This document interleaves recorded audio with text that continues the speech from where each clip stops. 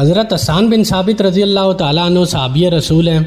وہ فرماتے ہیں کہ جب نبی اکرم صلی اللہ علیہ وآلہ وسلم کی پیدائش ہوئی تو میں 8 سال کا تھا اور جو کچھ بھی دیکھتا اور سنتا تھا اس کو سمجھتا تھا۔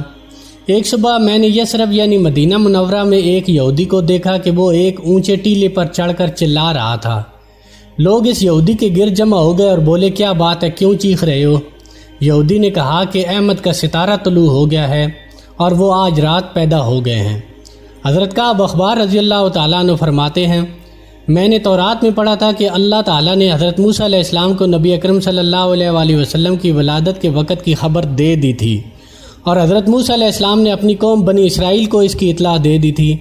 اس سلسلے میں موسیٰ علیہ السلام اپنی قوم سے فرمایا تھا کہ تمہارے نزدیک جو مشہور چمکدار ستارہ ہے، جب وہ حرکت میں آئے گا اور اپنی جگہ سے سرکنا شروع کرے گا تو وہی وقت رسول اللہ صلی اللہ علیہ وآلہ وسلم کی پیدائش کا ہوگا۔ یہ خبر بنی اسرائیل کے علماء ایک دوسرے کو دیتے چلے آئے تھے، اور اس طرح بنی اسرائیل کو بھی نبی اکرم صلی اللہ علیہ وآلہ وسلم کی ولادت کا وقت یعنی اس کی علامات معلوم تھی۔ حضرت عائشہ صدیقہ رضی اللہ تعالیٰ عنہ سے روایت ہے کہ ایک یہودی عالم مکہ میں رہتا تھا۔ جب وہ رات آئی جس میں نبی اکرم صلی اللہ علیہ وآلہ وسلم پیدا ہوئے تو وہ قریش کی مجلس میں بیٹھا تھا۔ اس نے کہا کہ کیا تمہارے ہاں کوئی بچہ پیدا ہوا ہے؟ لوگوں نے کہا ہمیں تو معلوم نہیں۔ اس پر یہودی عالم نے کہا کہ میں جو کچھ کہتا ہوں اس کو اچھی طرح سے سن لو۔ آج اس امت کا آخری نبی پیدا ہو گیا ہے، اور اے قریش کے لوگوں وہ تم میں سے ہے، یعنی وہ قریشی ہے۔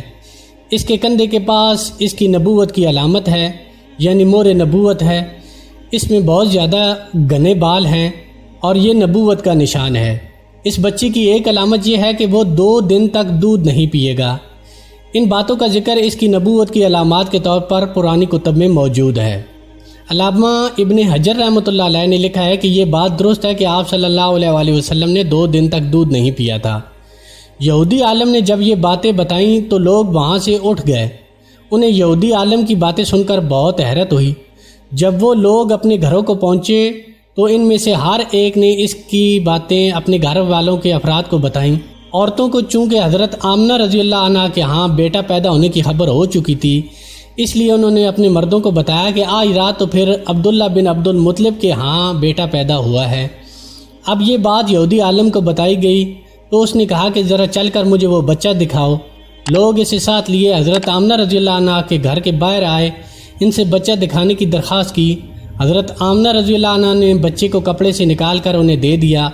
لوگوں نے آپ صلی اللہ علیہ وآلہ وسلم کے کندھے سے کپڑا ہٹایا۔ یہودی کی جو ہی مور نبوت پر نظر پڑی تو وہ بے ہوش ہو کر گر پڑا۔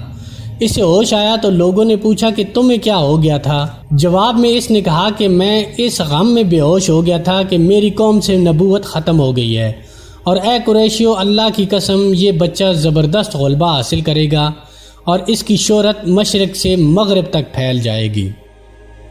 جاری ہے۔